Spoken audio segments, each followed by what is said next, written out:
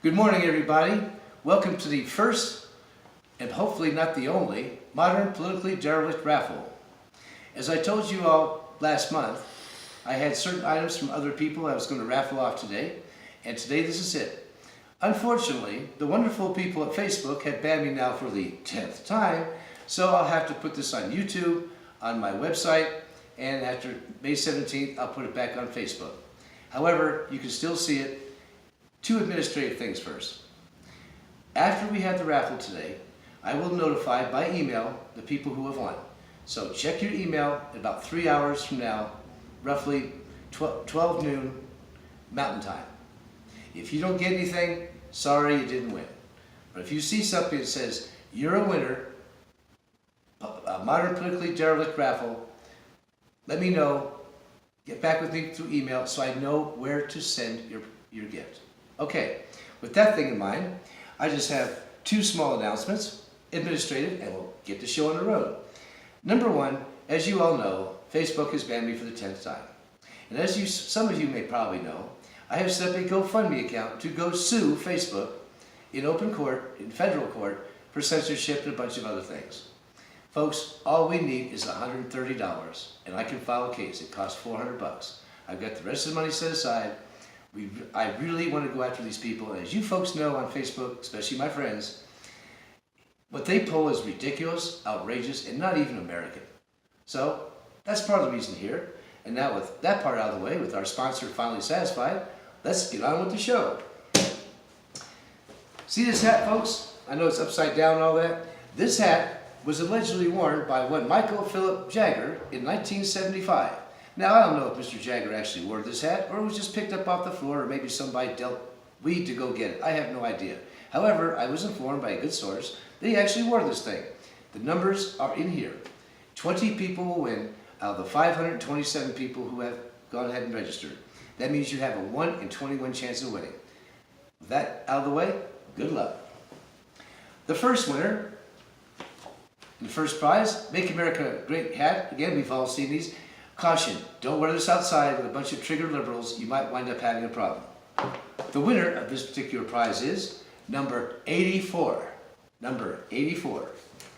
So 84, I will be contacting you and you will get this prize. Next up, Pill City. This is a book by Kevin Deutsch. Great book about Baltimore, Maryland and the Freddie Gray riots. These two teenagers took over pharmacies, stole a bunch of drugs, and became millionaires in about 3 weeks. I wouldn't exactly recommend you doing this. However, they did it. It's a great book from a great writer. And the winner is number 59. Number 59. Okay, next up. Great book by Larry Yoakum III. Mr. Yoakum has a style that's kind of like Rod Serling on acid. Actually, he's got a better style than that because Mr. Serling is no longer alive. Larry, if you like horror and suspense, he writes great books. And the winner of this book is number 160. Number 160. Okay, next up is another book by Mr. Yoakum, the Red Cap series. I've read this book, and I've read a couple more. I didn't want to put it down, and I was also afraid to turn off the lights at night because the bad people might come after me. He is a really good writer, and he can scare the crap out of you. But hopefully it doesn't do that. And the winner of this one is number 170. Number 170.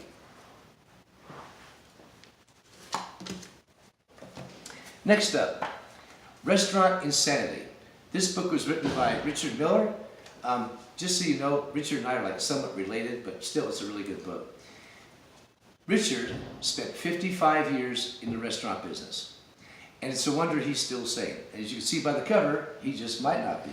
But it's a really good book, it's super funny, and I definitely recommend it. The winner of this prize is number 4. Number 4. Well, you know, I couldn't resist. You know who wrote this thing. That's me. You all know about this. This book is sold pretty well, and I've gotten a lot of comments on it. Some of them actually downright obscene and rude, but basically I'll take anything I can get. The winner of this book is number 53. Number 53. Next up, book by another Miller, Dean Miller. No, he's not related to me. Deep State, you can see this anywhere on the web. It's actually a really good book. It's a little thin, as you can see. It could have been a bit better, but hey, I only got it for $2, so what can you say?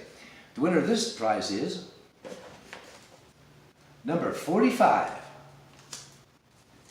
Number 45. Next up, excuse me, I have a technical problem here. The number fell off. Okay. Road Town Rollin', written by J.L. Callison. Very good for youth adult. Jerry's a really good writer, and actually he's a clean one. He doesn't like put a bunch of crazy stuff in there, unlike some people we know. The winner of this prize is number 397. 397. Next up, a Trump flag. Yes, you have your own very own flag that you can hang outside so liberals can come by and try and steal it. May I make a recommendation? Put a Claymore mine in front of it just in case they decide to get frisky. But nothing with explosives, just like a maybe clown that pops out looking like Hillary Clinton. That might be in order. The winner of this one is number 416. Number 416. Next up, we have a couple Trump stickers. Give them to your friends, stick it to your forehead, walk around before 2020. You'll have a great time. The winner of this is number 205. 205. Next up, I love this one. This really pisses the liberals off. It makes them almost like go ballistic. I'm going to give the person for this 2 of them, because after all, one probably might get stolen. You never know in these days and age. 2 of them of Mr. Trump doing what he does best, pissing on liberals. Oh, by the way, and the left too. We can't forget them. The winner of this one is number 83. Number 83. Next up, nice little magnet. Trump 20, make liberals cry again. Yes, I say we make them cry as much as we can because 2016 was too good to be true. We've got to do this again now, don't we? Winner of this particular prize is number 9. Number 9. Next up, a CD from my father. Jerry K. Lowe, 83 years old. He records music. You probably all know that if you've seen that on my page. This is a really good double album. Usually retails for $20, but you know I managed to steal it for about $6. But I'll give it to you for free. So there you go. Winner of this prize is number 30. Number 30. Next up, Stranded Romsom's Lodge by J.L. Callison.